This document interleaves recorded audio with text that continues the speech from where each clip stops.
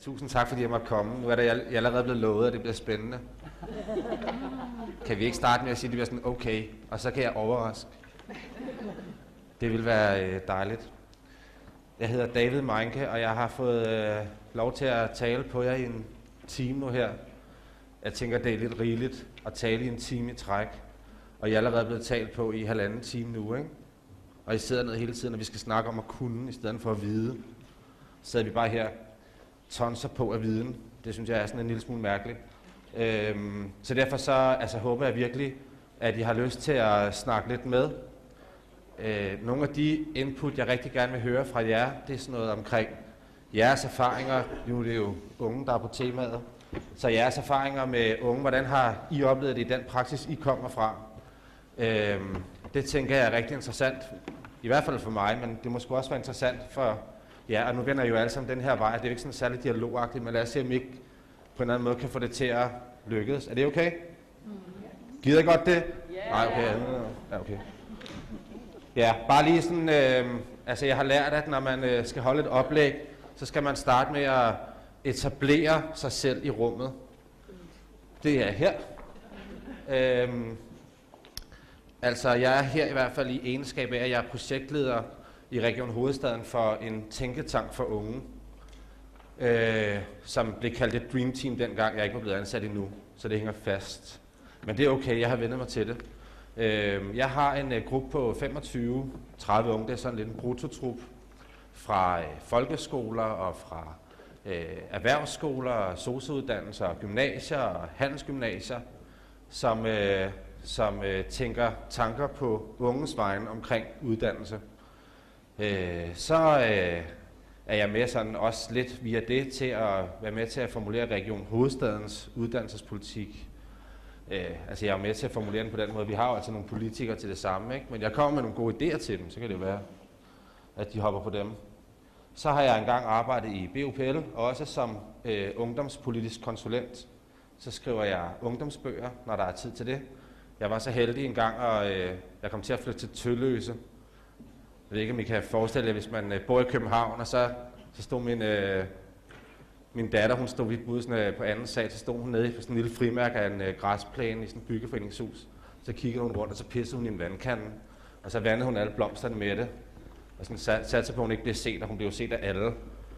Og jeg kommer selv fra landet, så jeg tænkte, vi bliver sgu nødt til at flytte på landet. Og så kom vi til at flytte for langt væk. Vi impuls købte et hus i Tølløse. Men det betød, at jeg havde en time hver vej i toget. Og så tænkte jeg, hvad kan man bruge dem til? Så begyndte jeg sgu også at skrive ungdomsbøger. Og så har jeg undervist unge og voksne i mange år og faciliteret en masse undervisning og sådan noget. Så jeg håber, at det giver sådan lidt en idé om, hvor jeg kommer fra, hvad jeg har med mig. Så er jeg faktisk lidt usikker på, hvem I er. I er alle sammen vejledere. Det er en vejlederkonference, er det ikke rigtigt? Jo, så langt så godt. Det er noget med sundhed. Jeg går ud fra, at dem, der siger nej, de må reagere på en eller anden måde, ikke? Godt, sundhed, vejleder.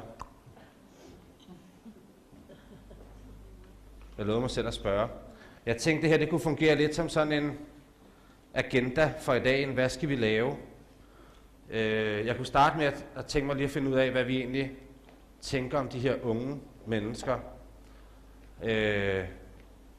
Jeg ved, at jeg er blevet kaldt generation fucked up, ikke? Så spørgsmålet er, hvad vi tænker om dem her. Nu har jeg jo nogle børn at fuck op, så kan vi jo se nok. Så skal vi snakke om, hvad der karakteriserer den her generation Z. Altså generation Z kalder man de her unge, som er født fra sådan noget 92. Der er sådan lidt, jeg bryder mig i virkeligheden ikke så meget om sådan nogle definitioner, fordi det var fedt dengang, det hed generation X, ikke? Så kom generation Y bagefter, nu vil vi Z. Altså nu har det fuldstændig mistet sin mening, men man kan sige, at det kan være meget praktisk for os at snakke om den her lidt løse gruppe med et enkelt begreb. Så derfor så har jeg valgt at bruge det i dag. Vi skal snakke lidt om, hvad de kommer fra. Undskyld? Ja, men de er fra cirka 92, det vil sige, de kan være 22 år og ned efter, ikke? Det er sådan cirka dem, jeg har beskæftiget mig med. Det er dem, man kalder generation Z. Men så er der nogen, der siger fra 95, så er der nogen, der siger fra 90. Jeg tænker, de unge, ikke? Det er dem. Så skal vi kigge lidt på, hvad der karakteriserer den uddannelse, de har fået, og er i gang med at tage mange af dem. Og så tænker jeg, så er der garanteret tid tilbage. Jeg har sådan angsten for det tomme rum. Jeg tænker, hvis vi er færdige efter 20 minutter, så er der bare 40 minutter, hvor der er rungende tavshed, hvor jeg padler og sådan noget. Det er sådan noget, man kan vågne op om natten omkring. Så det er også derfor, jeg satser lidt på jeres involvering. Og specielt på det sidste punkt her. Hvordan kan vi så altså med fordel håndtere de her unge menneskers uddannelse? Hvad er det, de har med sig? Hvad er det, de har brug for fra jer? Det var i hvert fald, hvad jeg havde tænkt mig, vi skulle snakke om på den her times tid. Hvis vi nu starter med, hvad tænker vi om de her unge mennesker? Er der ikke nogen, der har nogle bud på det? Hvad er det for nogen? Ja? De sapper. Kan du lige prøve at sige lidt om, hvad det kunne betyde? Hvad gør man, når man sapper? Altså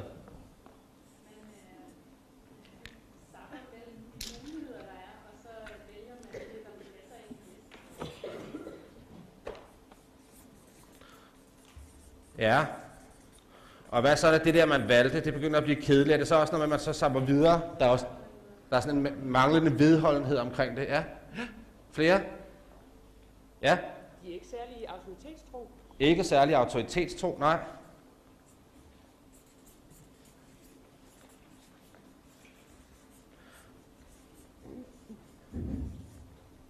Hvor kommer du fra i verden? Nu tænker jeg ikke geografisk, men sådan, hvor du vejleder henne? Eller? Jeg er vejleder på en ungdomspsykiatrisk afdeling. Okay, så der har du nogle af de her. Er det der, du oplever, at de ikke er så autoritetstro? Eller jeg har oplevet mange forskellige. Ja, men det er også i de professionelle vejledergerning? Ja. Ja. Ja. Jeg synes, de er meget forskellige. Ja. Og så er det generationen, der er født med en computer i hånden. Ja. Overhælder os der. Det er de her, jeg kommer ind på det senere, det her med at være digital native. Jeg begynder at skrive grimmere og grimmere, når jeg bliver engageret. Det må jeg altså leve med. På et tidspunkt bliver det bare sådan nogle bølgestreger. Ja, kan vi sige flere ting om det her? Ja? De skal sparkes i gang, ja. Nogle af dem.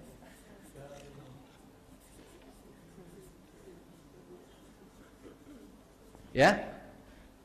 Jeg synes, de har enormt stort ansvar og enormt engageret også i deres uddannelse. Stort ansvar og engageret. Jo, fordi de har så mange muligheder, og det er også dem, der tager ansvar for at vælge det rigtige valg. De får ikke så meget hjælp til det mere.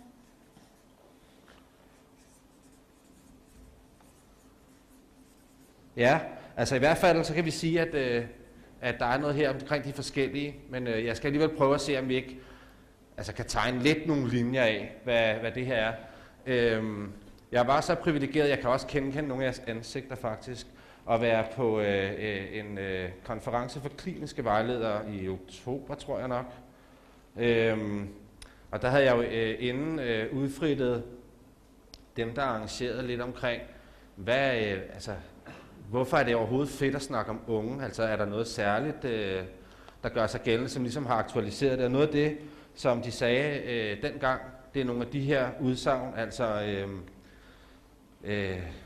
der er unge, der ikke, de er ikke klar over, at de mangler viden for at kunne seponere. Og dengang, der havde jeg skrevet foretage seponering, da jeg holdt oplægget første gang. Og så grinede folk bare, det kan man da ikke. Og jeg mener, jeg aner ikke, hvad det er overhovedet.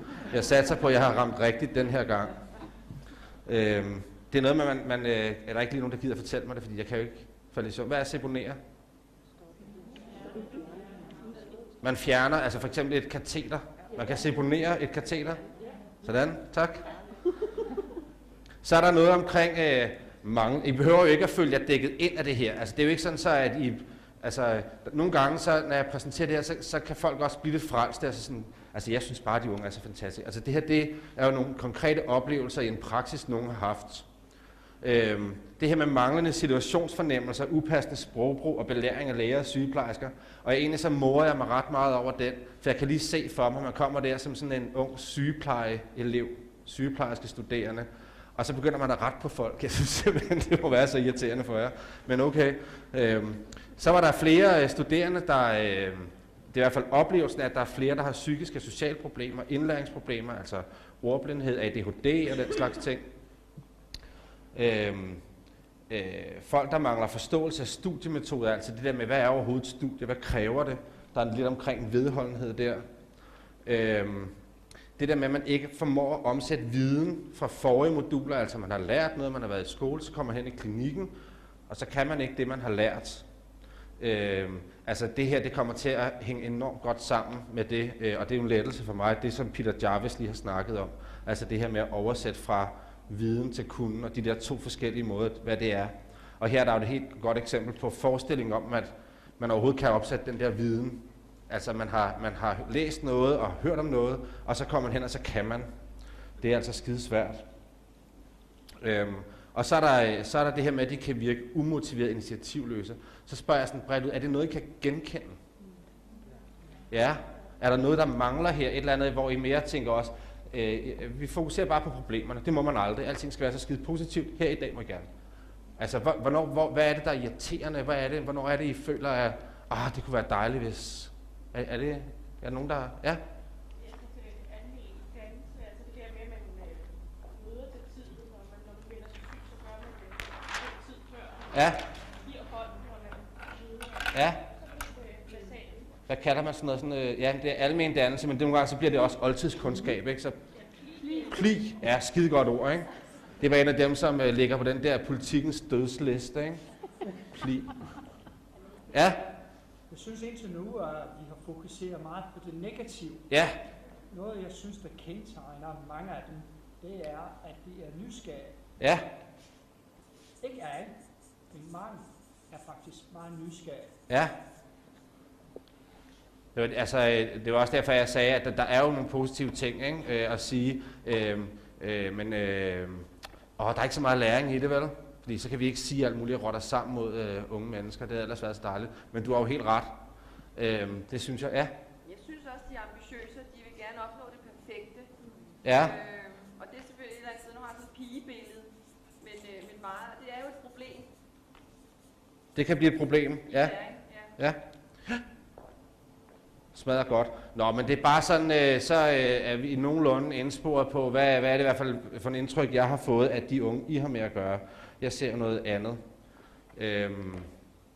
Hvis vi nu kigger på den her generation Z, så er det jo, som der var en, der sagde også det her med, at de er altså digital natives, det vil jeg sige lidt om. Så er der nogen, der er født ind i en krigstid her fra Spanien. 57% arbejdsløshed blandt de 16-30-årige. 57%. Og så er det nogen, som er blevet opdraget af nogle forældre. Det er der, hvor jeg snakker om generation fucked up. Ikke? Det er der, jeg selv er blevet døbt af ham, der hedder Morten Albæk, som er direktør i Danske Bank, og som, som synes, jeg er en idiot på en eller anden facon.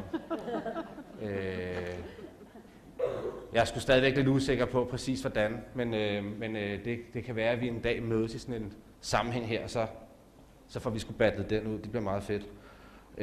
Hvis vi starter med det digitale der, her er der en beskrivelse, som man selvfølgelig skal tage lidt med et gran salt, men en beskrivelse af, hvor lang tid det tager for folk at adaptere ny teknologi.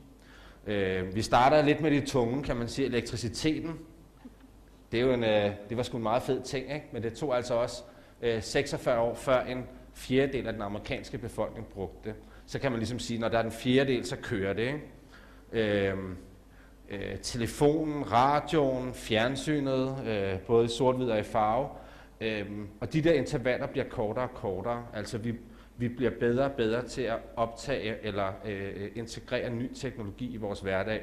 Og selvom man kan selvfølgelig sige, at forskellen mellem sort-hvid og farvefjernsyn måske ikke helt måler sig med elektricitet, som jeg stadigvæk synes virkelig er topscoren på den her liste over fede ting, vi har fået, så synes jeg dog, at nettet for eksempel, det skulle da en stor ting, ikke? Og det har lynhurtigt integreret sig i vores hverdag. Det siger bare noget om, hvad det er. Altså, jeg er ikke kæmpe fan af forestillingen om, at alting skifter, og de unge, altså sådan noget hypervirkelighed og postmoderne vilkår, hvor alting bare zapper. Altså den der med forandringshastigheden, der går hurtigere og hurtigere. Fordi på nogle måder har den jo i Danmark ikke, altså der har jo været en lang periode uden krig for eksempel. Det er da den længste, tror jeg, periode, vi har haft i Danmark uden krig nogensinde nærmest. Det har der givet sådan et ro på, ikke? Er der noget, der udvikler, så er det da, eller i hvert fald forandrer, så er det da krig. Men der er jo i hvert fald noget omkring det her, der siger noget om, hvad det er, de her unge mennesker, de vokser op i. Og det har I garanteret også set, de af jer, der har set på børn, der får de her ting i hænderne. Det går eddermame stærkt. Jeg kommer med et eksempel på det lige om lidt. Den her hoodie, som også mænd på 40 jo går i, vores er bare federe end vores børns, ikke? Det er også noget, der kendetegner min generation og deres generation. Det er, at min hoodie er federe end deres. Det her, det er jo så for firmaet Champion. Og den her, den kan man designe selv. Altså herover til højre, der er der mønstrene. Hvordan vil jeg gerne have den se ud mønstermæssigt, og så har vi herover farver, og så er der størrelser. Det er sådan meget klassisk, en meget klassisk måde at se vores tid på. Det her med, at vi masseproducerer altså enkelt ting. Vi personaliser alting, men det er stadigvæk bredt ud til masserne. Og det der, altså, det er jo også pizzaen, vi kan bestille på den her måde. Det er alt muligt. Der er et eller andet interessant omkring det her, der gør, at vi på den ene side dyrker det unikke, og på den anden side, så gør vi jo, altså så er det jo en hoodie fra Champion. Vi har ikke syet den selv. Og jeg er blevet lovet, at der er internetforbindelse. Vi ser ad.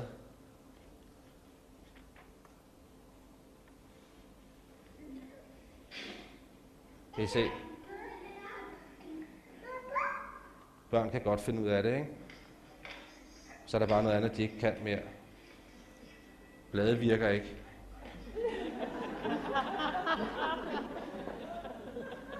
Jeg kan godt lige tage et par eksempler, hvad jeg kan se. Og vi kan stadigvæk noget, de ikke kan. Det er bare gået af mode.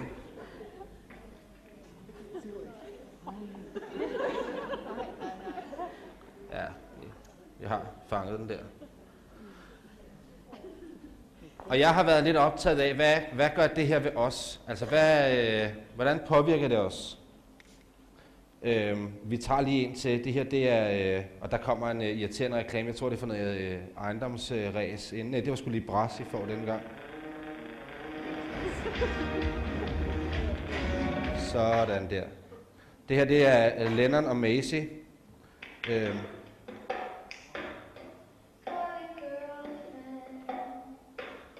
Læg mærke til, hvor mange hits de har fået.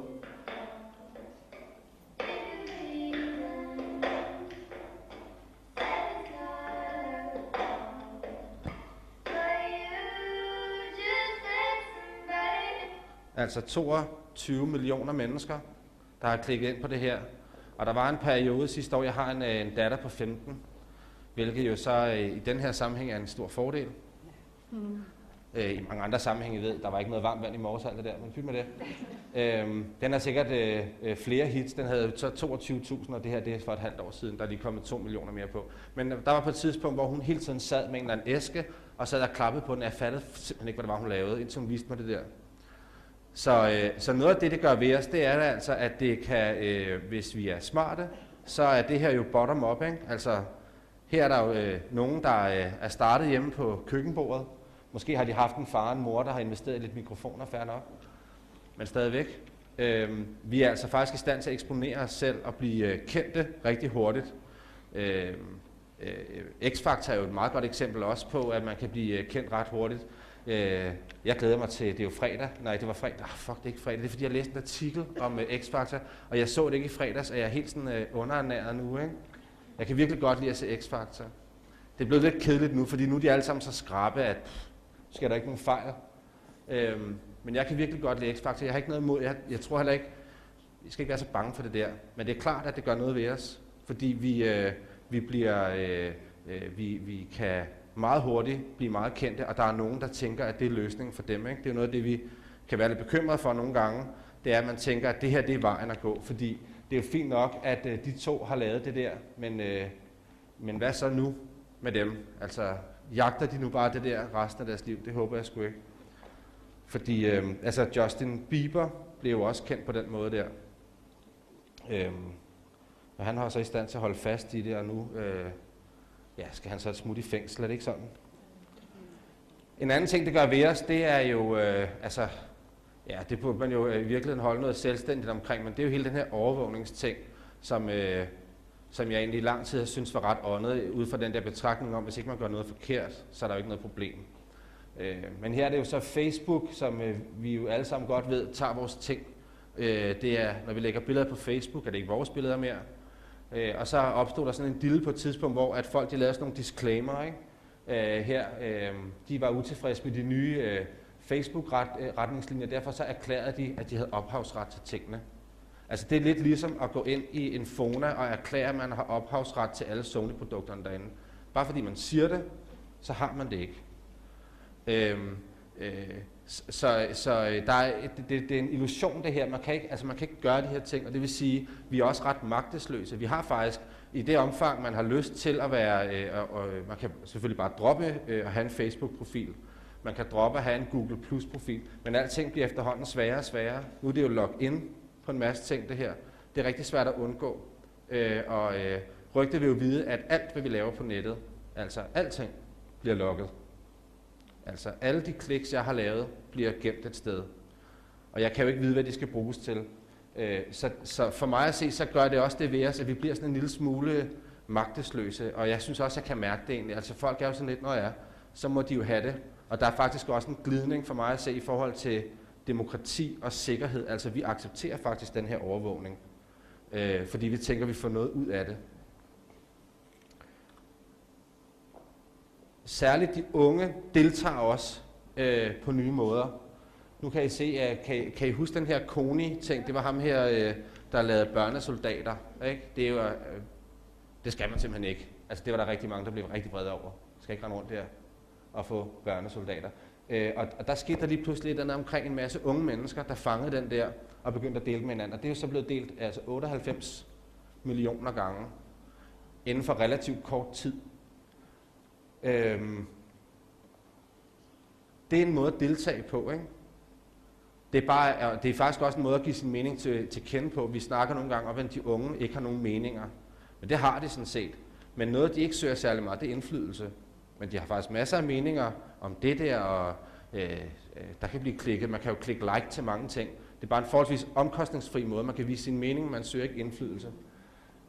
Og det står sådan lidt for mig i kontrast til det her med spejderbevægelsen, som dengang man blev spejder, så var det faktisk noget, man lagde sit liv i. Ikke? Altså hvis man var spejder som barn, og man blev ved, så blev man sgu også ved med at være spejder som voksen. Og man deltog i jamborees, og jeg kommer fra jeres pris, så der kunne man sgu ikke være spejder. Altså det var virkelig svært, fordi at man kaldte det at gå til pjatning, og det blev gjort til grin. Der var også en ret stærk socialdemokratisk spejderbevægelse, det hed DUI, Leg og Virke. De mulede de grønne spejdere. Det var et lille samfund, ikke? Men der var rimelig meget battle der. Men de blev sgu ved, ikke? Og i dag, der kan man godt deltage i noget. Så kan man for eksempel være vred over mishandlingen af køer, ikke? Altså køer, der går indenfor, og hvis hove bliver sådan trådt helt ned, så de går ned på knoglestumperne derhen til slagteriet, når de skal dø. Men så går det også væk igen, ikke? Så er der en ny dagsorden hele tiden. Så deltagelsesformerne, det mener jeg også, at kan man sige, den her moderne tid har ændret. Og så er der jo altså det her med at eftertragte opmærksomhed. Altså at få et like, det betyder noget. Det betyder noget, at jeg ved ikke om I, altså dem af jer, der har følger med i sådan nogle unge Facebooks, I ved godt, at så lægger man et nyt billede op af sig selv, og så skriver alle bare sådan, vi ser du bare skide sød ud, smuk sagt, eller et eller andet. Hvor ser du dejlig ud, bare sådan, jeg elsker dig. Jeg elsker også dig. Altså det betyder ret meget med den her anerkendelse. Og så er der jo forældrene, som jeg jo selv er en del af efterhånden til sådan nogle teenager, og derfor sådan en lille smule biased her. Jeg har ligesom prøvet at dele det lidt op, altså der er ligesom to sider af den her sag, ikke?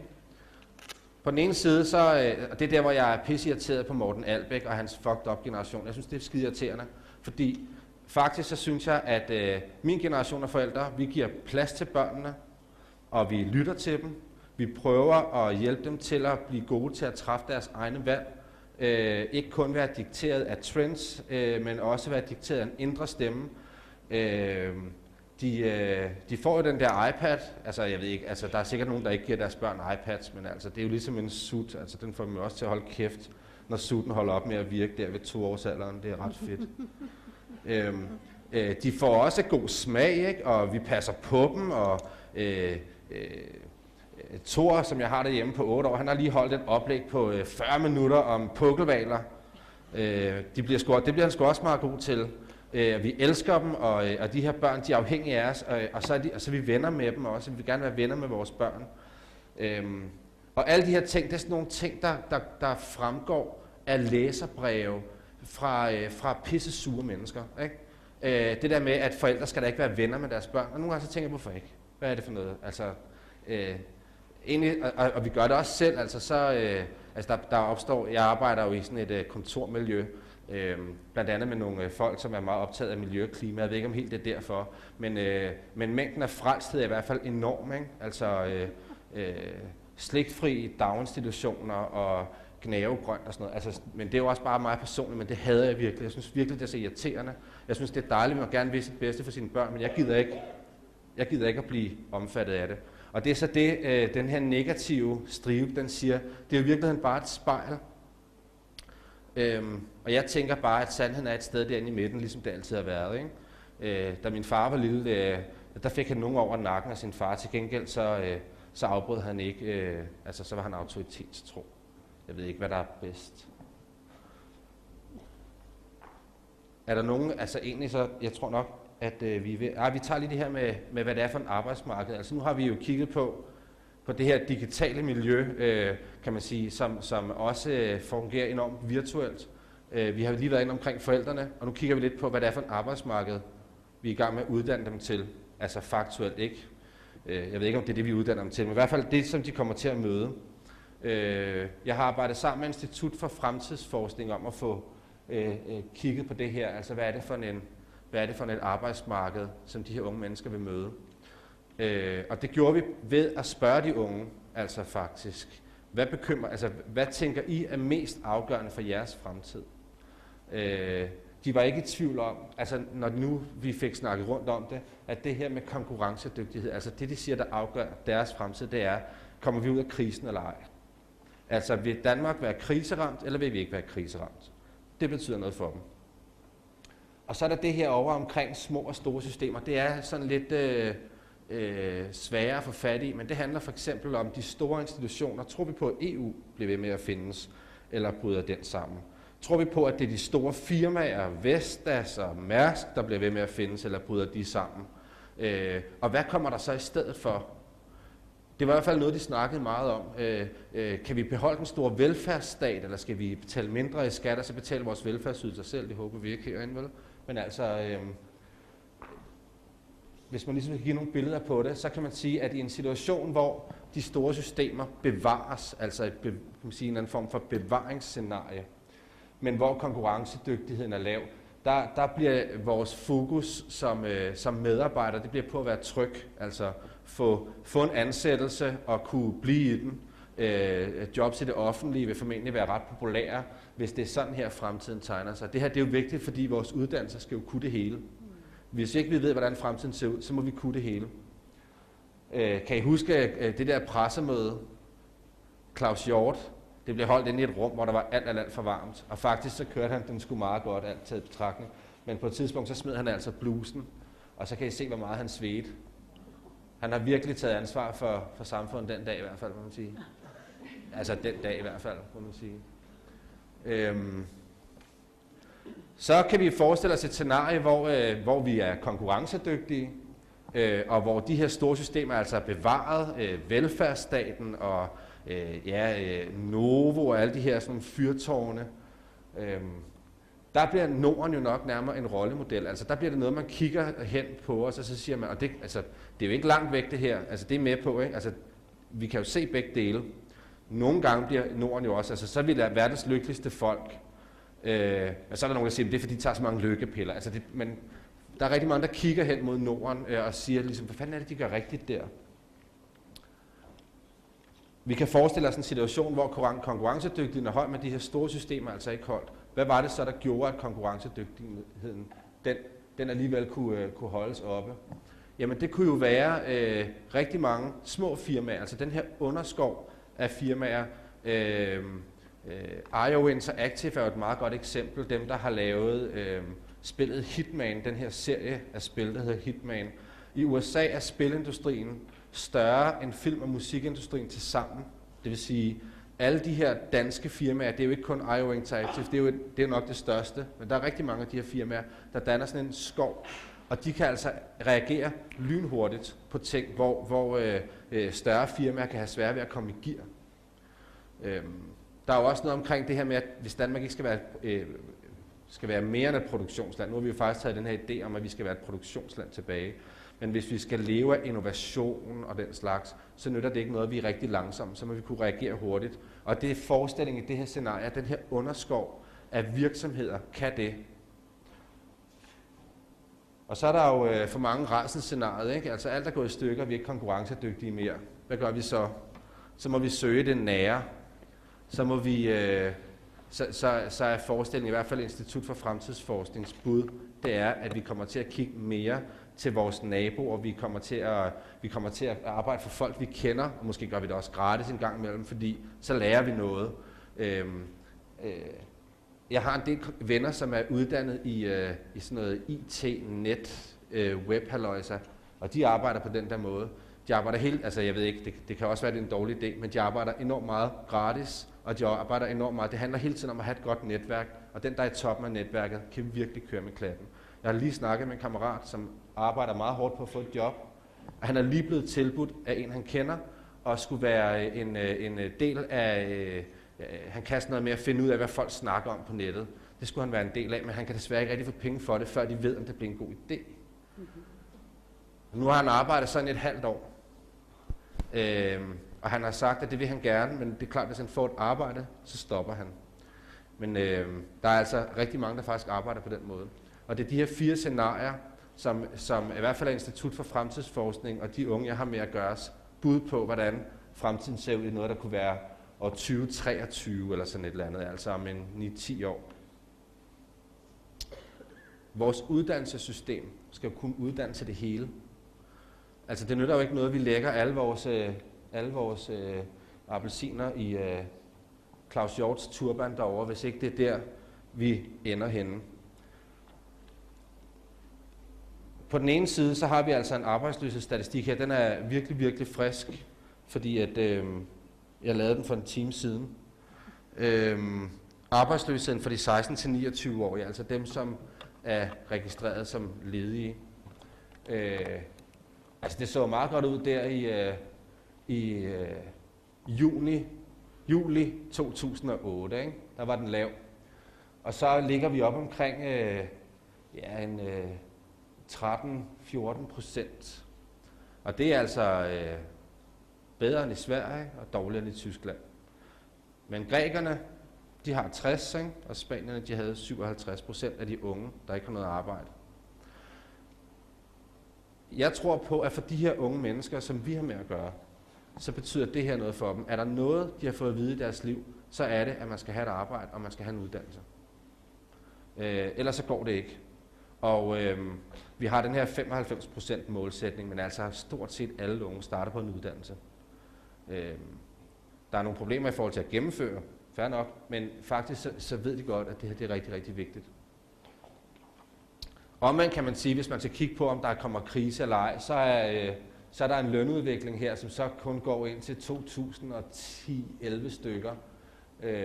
Men den tegner dog alligevel det her billede af, at der var altså jeg har fratrukket prisstigningen for ligesom, at det skulle være fair, kan man sige. Der var selvfølgelig et problem, der lige da krisen den huggede til.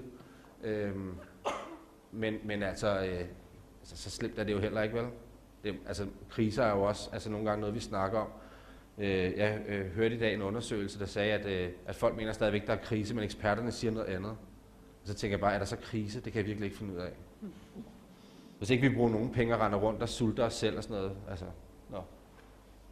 Hvis vi lige stopper her, altså hvis vi lige prøver en gang at holde fokus på det her med, at der er noget kultur, der gør noget ved os, der er nogle forældre, der gør noget ved os, og der er et arbejdsmarked, der vil have noget af os.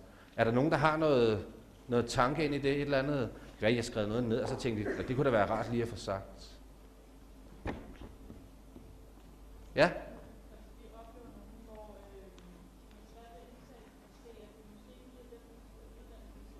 Ja.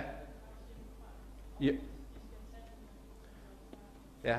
I oplever, at der er nogle unge mennesker, som I har der, hvor jeres anbefaling egentlig vil være. Find noget andet. Men de har fået tudet ørerne fulde med, at de skal tage en uddannelse. Ja. Er det så ikke meget godt, jeg gentager? Det er også fordi, jeg har fået at vide, at det skal jeg, fordi at ellers så bliver det ikke optaget kamera. Det gav mig så yderligere sådan lidt præstationsangst, ikke? Ja.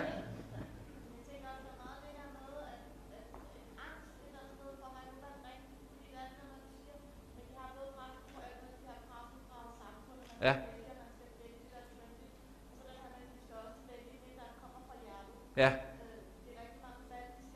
Jeg er fuldstændig enig med dig.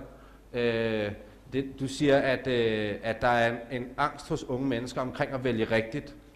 Der er så utrolig mange tilbud. Det er den ene ting, for mig at se i hvert fald. Den anden ting er, at vi fortæller dem også, at de kan blive, hvad de vil.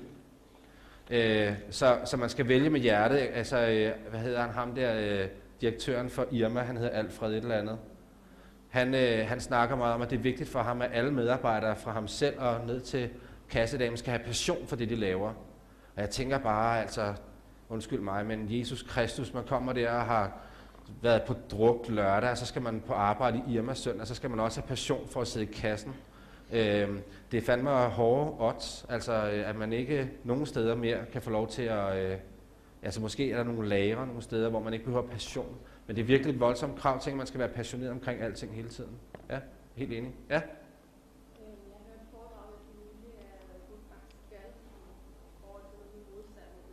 Ja.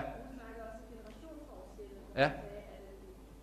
Som var hendes generation, der var meget sådan omkring, at hvis far var landmand, så skulle jeg også være landmand. Og der var ligesom stukket nogle retningslinjer ud, som var lidt nemmere at følge. Ja. Hvor i dag, der var der mange unge, ligesom blev sendt ud og skulle være voksne med moren derhjemme og sagt, du skal bare være, hvad du vil, så længe du bliver lykkelig. Ja, præcis. Kravet er at være lykkelig, ikke? Ja.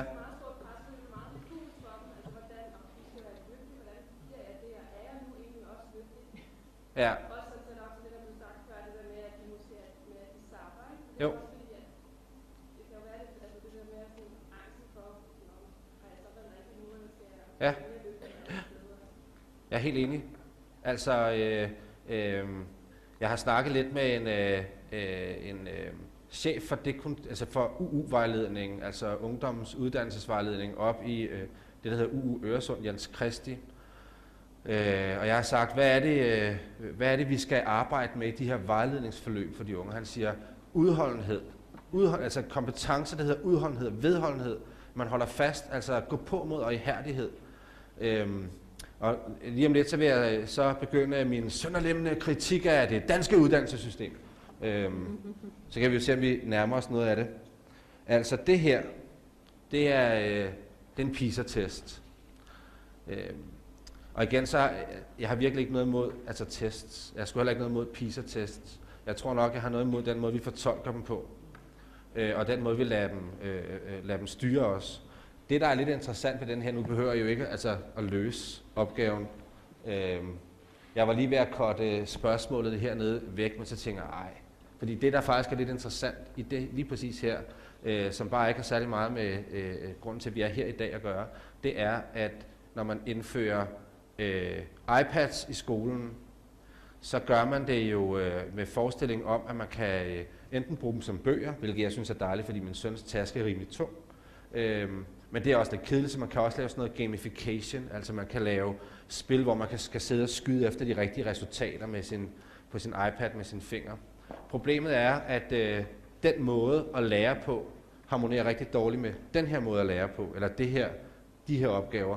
Og der er faktisk lavet nogle undersøgelser, som ret håndfast viser, at dem, der har brugt iPads med sådan nogle gamification-spil til undervisning, klarer sig dårligere i PISA-tests, end dem, der ikke har gjort. Det er jo ret let at finde ud af. Bare så I ved det, ikke? Det er det, jeg siger. Det har ikke en skid med noget at gøre. Jeg synes faktisk bare, det var lidt vigtigt at få sagt. For jeg synes, den her begejstring omkring alt det nye, skal vi jo altså være lidt mere sobre omkring, synes jeg.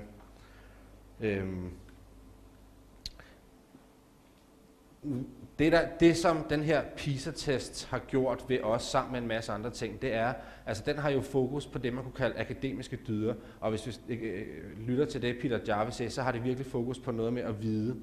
Altså, i hvert fald så er det jo sådan nogle hypotetiske ting. Her har vi læsningsfiguren. Jeg var faktisk i Finland i november og snakkede med dem om deres skolesystem.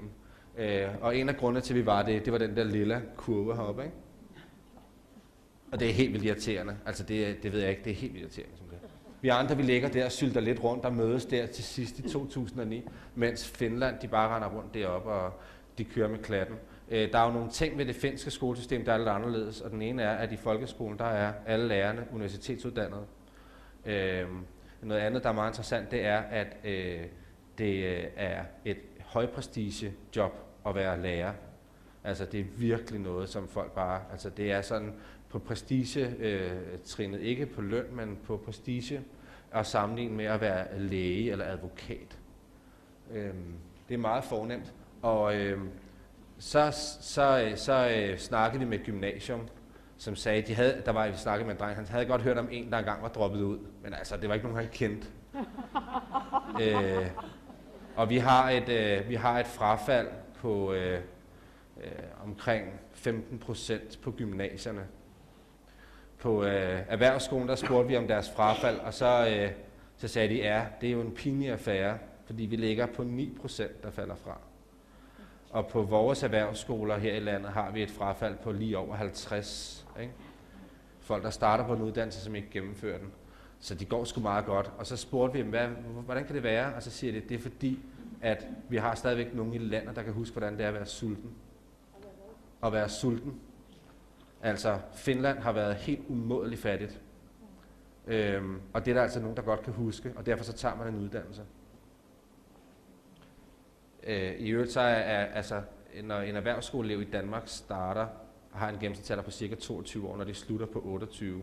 Og i Finland, der starter og slutter de altså alle sammen stort set, inden de er 20. Det her det er jo også noget, der optager mig ret meget, og det handler igen om det her med at kunne og vide. Altså, jeg tror nok, at der lige er kommet nye tal for den her fordeling. Men ellers så kan I jo se, at det her det er optaget på gymnasieuddannelser, på erhvervsuddannelser, på resten, som er sådan produktionsskoler og sådan noget. Og folk vælger i dag fuldstændig overvejende gymnasiet. For mig at se hænger det fuldstændig sammen med, at vi har fremhævet altså den akademiske viden som det, der er noget værd, og lidt i modsætning til det, Peter Jarvis snakker om, som noget at kunne. Det her fokus fra vores, altså min datter går i 8. nu, gik i 7. sidste år, og allerede i 7. klasse fik hun karakterer, fordi lærerne godt kan se, at det motiverer. Til gengæld, så nu går hun i 8. og nu bliver hendes karakter skrevet ind på sådan et skema som en standpunktskarakter. De fag, hun ikke får karakter i, er hun pisselig glad med. Skolerne bliver oprettet i dag uden sløjtlokaler.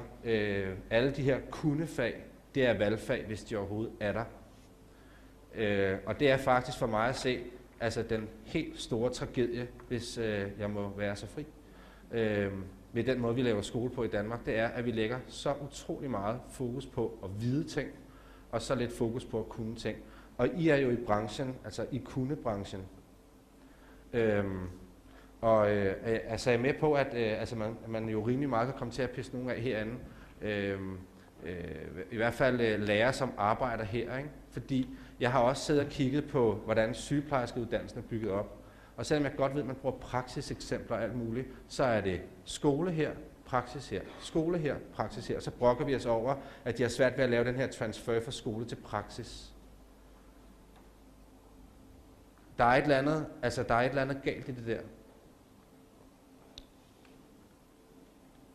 Jeg har skrevet de her kendetegn ned for den skole, jeg oplever i dag. Den er selvrefererende, det vil sige, man er i skole for skolens skyld.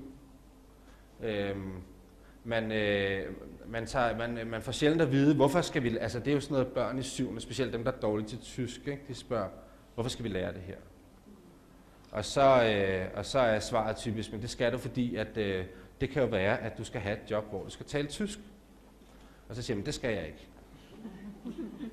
Og så er der ligesom bare ikke rigtig mere tilbage. Skoleopgaverne er jo kan man sige, opfundet i skolen. De har sjældent rod i virkeligheden, de tager meget, meget sjældent udgangspunkt. Nogle gange tager de udgangspunkt i et tænkt scenarie, der kunne foregå i virkeligheden, men det er meget sjældent, det faktisk refererer til virkeligheden. Og jeg tænker, den er lige om på den anden side af murene. Jeg synes, jeres kan man sige, fælles faglighed, hvis man kan snakke om en sådan fælles sundhedsfaglighed, er jo et godt eksempel på, at den der, man kan godt få de der ting til at hænge sammen, man gør det bare ikke. Det handler kun om at vide, og ikke om at kunne.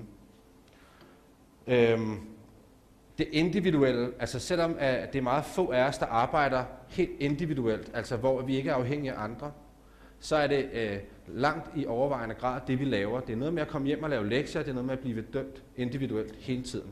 Og det er fordi, vi er skide bange for, at der er nogen, der snyder. Jeg kan ikke se andet. Altså jeg ved ikke, hvorfor det er, at vi ikke er, hvorfor vi bliver bange for gruppeeksamener og sådan noget lige pludselig. Altså det må være fordi, man er skide bange for, at der er nogen, der får noget ufortjent. Og jeg synes, det er røvsmåligt.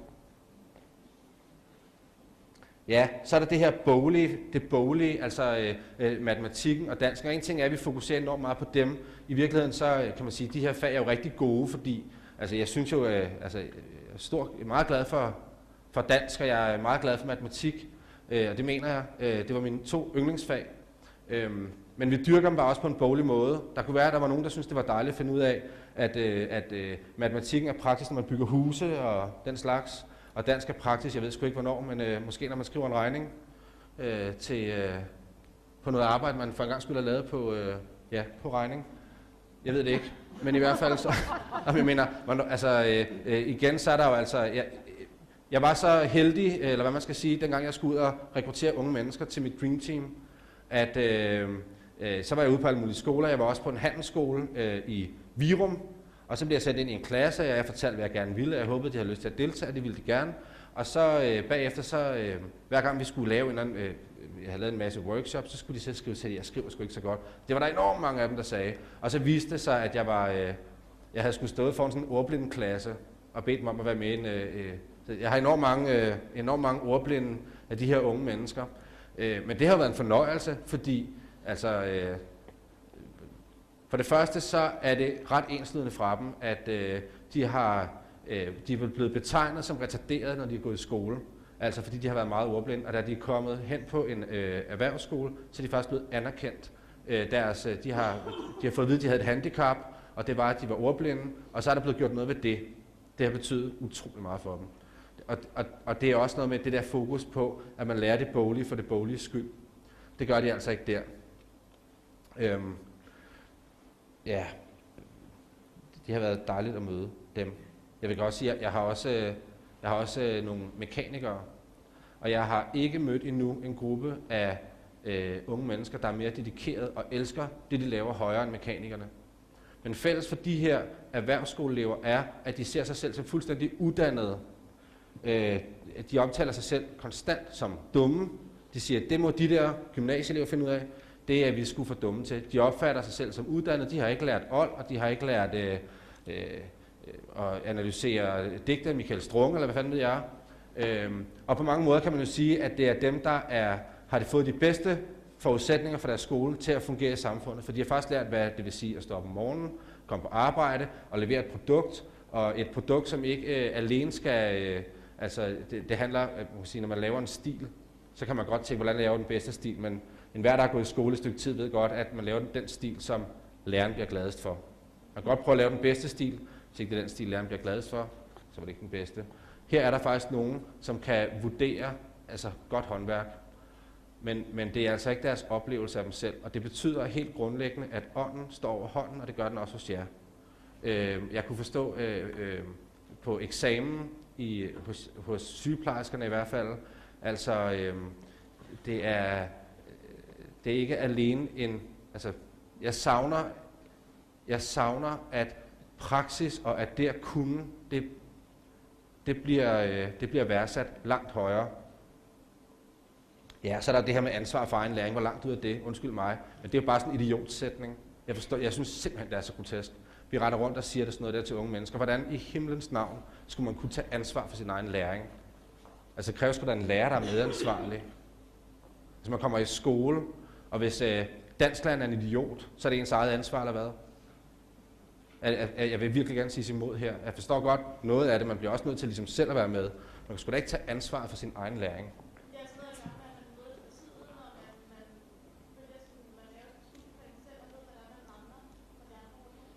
Ja, den del er jeg med på. Men der er jo mere end det til læringen. Ja, godt. Ja, det tror jeg var en vigtig kommentar, fordi det er lige præcis, jeg er enig med dig. Altså, jeg er så bare, nogle gange så tænker jeg var til sådan en forældrerådsoplevelse. Jeg har tit forældrerådsoplevelser, hvor jeg bare føler, at jeg ikke er fysisk til stede, men bare ser det som sådan en kamera.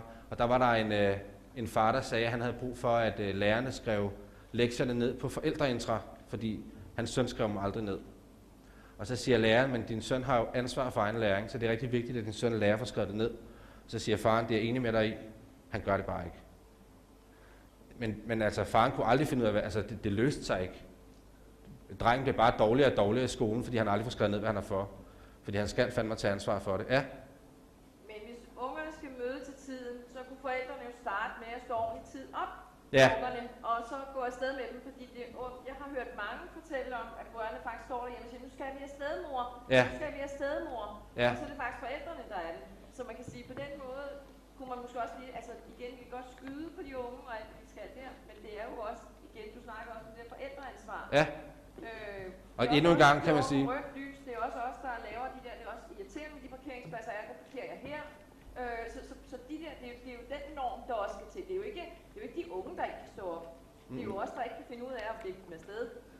Jeg fik engang snadet nogle skolehjem-samtalepapirer, hvor jeg bare kunne se, at de til møde før, der havde læreren skrevet om en eller anden dreng, der hed Marius, som skulle sidde på en særlig stol. Hvad siger du? En giraf. Det var ikke en giraf, nej, heldigvis, det er rigtigt. Marius har ændret en form, ikke? Men han hed nu altså Marius, og han skulle sidde på en særlig stol i musiktimerne, havde forældrene krævet, fordi han fik ondt i ryggen af at sidde på gulvet.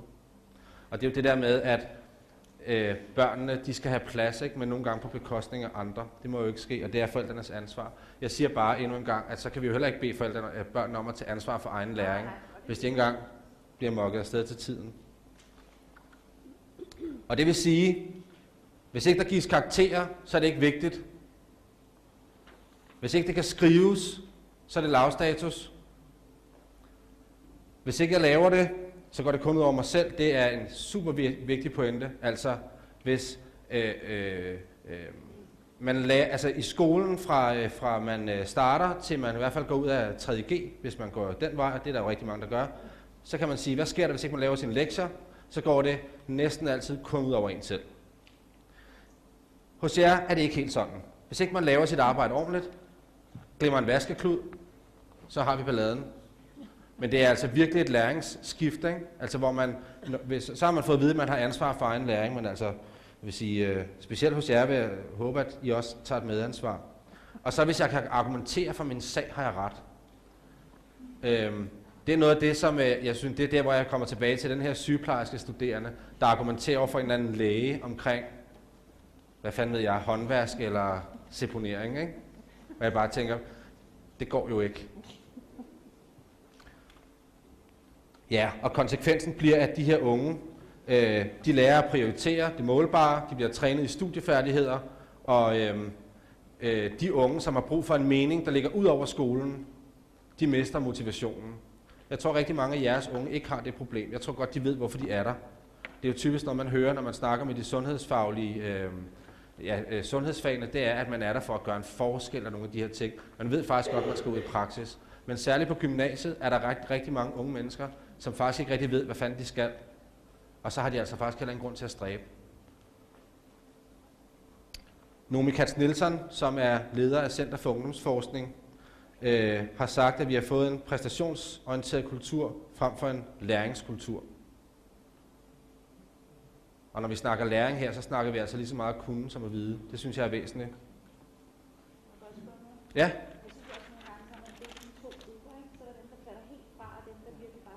Ja. Er det ikke også sådan lidt det, man gør for det der? Altså når man siger sådan? Nej, men er det ikke sådan dem, der virkelig falder, så så det der med Kina og Danmark? Ja, Kina og Danmark, ja. Var der nogle af dem, der var rigtig dygtige, så var der også bare nogen, der var overhovedet ikke noget som helst. Ja, det er rigtigt. Altså, Det er min oplevelse, at det er sådan i skolen. Altså, jeg tror bare, at den midtergruppe, som du snakker om, altså, der er en kæmpe stor del af de unge, som godt kan selv. Og i dem, der er der sjældent nogen, der bliver fremhævet som, kan man sige, eliten.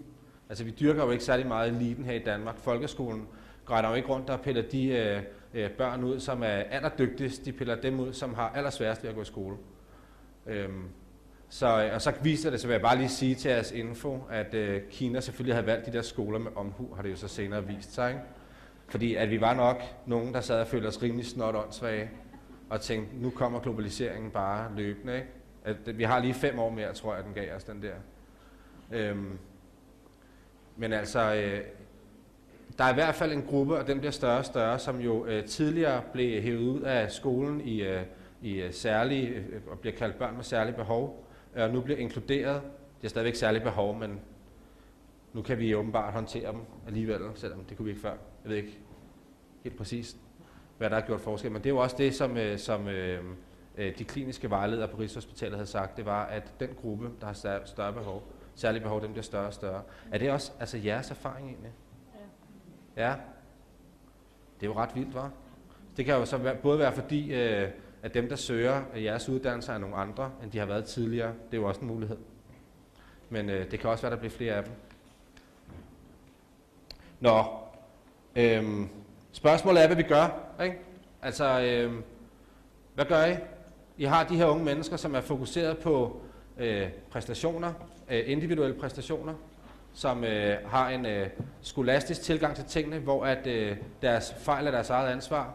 Og så kommer de ud til jer. Hvad gør vi? Hvad kan vi gøre for dem? Det er det, jeg tænker, der er det vigtigste. Det, der er vigtigt for mig, er, at jeg nogle gange, så er der nogle af dem, der skal bistå en operation, eller også er der nogle af dem, der skal passe mig, når jeg bliver gammel, eller hvad fanden ved jeg.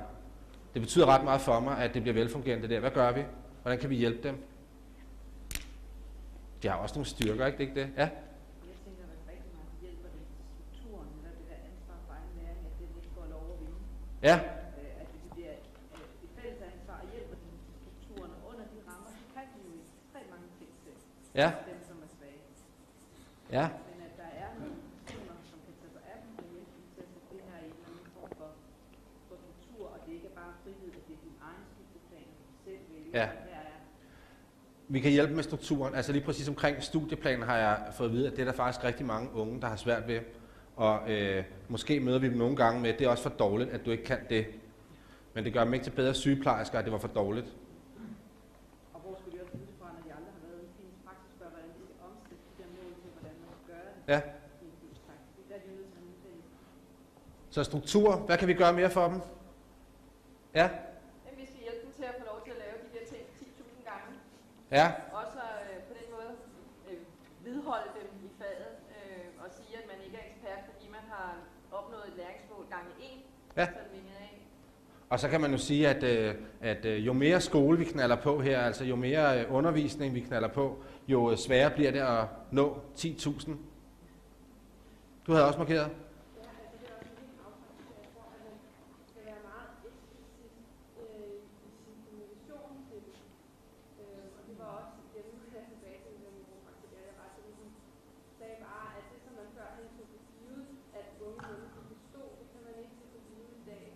Nej. Igen også det, jeg ved ikke, om måske kommer til igen, så det faktisk men det med at komme til tiden også, sådan, altså nu til at sige, vi møder her, og vi skal gøre sådan, altså ja.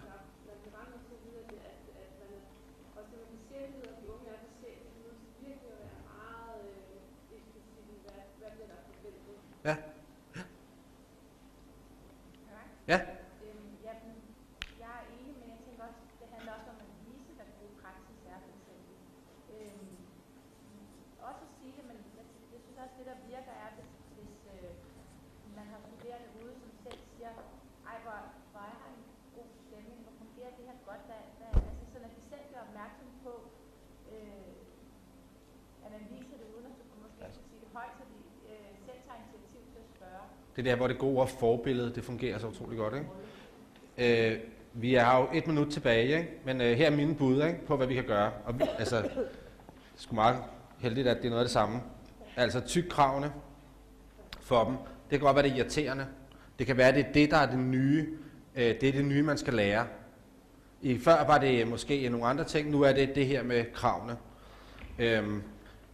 Praksisrummet er også et læringsrum. Det er noget, jeg har været lidt optaget af for pædagoguddannelsen, hvor jeg ved, at rigtig mange, der læser til pædagog, når de kommer i praktik, så indgår de på fuldstændig lige vilkår som de andre. En gang imellem så får de lov til at lave en observation af et barn, som ingen af de andre pædagoger i øvrigt laver. Men ellers så indgår de bare uden at reflektere. Det er rigtig vigtigt, at praksisrummet også får lov til at være et læringsrum. Det her med at kunne, ikke at kunne, altså I får jo i udgangspunktet nogen ind, som ikke kan. Og jeg tænker, at det kan I, og det æder med mig blæret, og det kan man godt sætte i respekt omkring. Man skal ikke nedtone det. 10.000 timer er fandme lang tid. Der er ingen grund til at underspille dem. Så er det her med at gå foran sig med et godt eksempel. Vise den gode praksis. Vær tydelig i forventningerne. Altså, hvad er det, jeg gerne vil have af dig? Hvis man gerne vil have, at folk møder om morgenen, så kan det godt være, at man synes, det er latterligt, man skal sige det, men det tror jeg, man skal. Fordi hvis man ikke møder om morgenen i gymnasiet, så får man mere fravær. Og det går jo nok. Så er der det her med, lever de op til de forventninger? I stiller nogle forventninger, lever de op til dem? Altså, det kan godt være, at vi i udgangspunktet skal være meget anerkendende, men jeg mener sådan set, det er ret vigtigt at fortælle folk, når ikke de lever op til det, de skal. Der er ikke nogen børn, der er døde af at blive stillet krav til. Det er selvfølgelig nogle krav, der skal ligge i nærheden af et sted, de kan nå. Men i udgangspunktet, så reagerer vi jo faktisk ret positivt på at blive stillet krav. Ja, I skal gå foran, og I kan godt korrigere. I kan tale med dem løbende om, hvordan det går. Men hvis der begynder at blive gået argumentationsmølle i den, så skal I stå fast, fordi det er jer, der er de dygtige, det er jer, der er eksperterne. Særligt på pædagogområdet ved jeg, at det er et problem. Jeg ved ikke helt, hvordan det er hos jer, men nogle gange så kan en pædagogstuderende vinde sådan en argumentationskamp, fordi de har mere stamina end den 20-årige pædagog. Det er ikke rimeligt. Og så er der forskel på ros og anerkendelse, ikke? Ros, det er, når vi siger, hvor er du dygtig. Anerkendelse, det er, når de får lov til at deltage og være ansvarlige. Og vi har godt lide det sidste, og det første det er også fint nok, men det flytter ikke så meget. Tusind tak for jeres opmærksomhed. Jeg håber trods alt, at det var en time værd. Tak for det.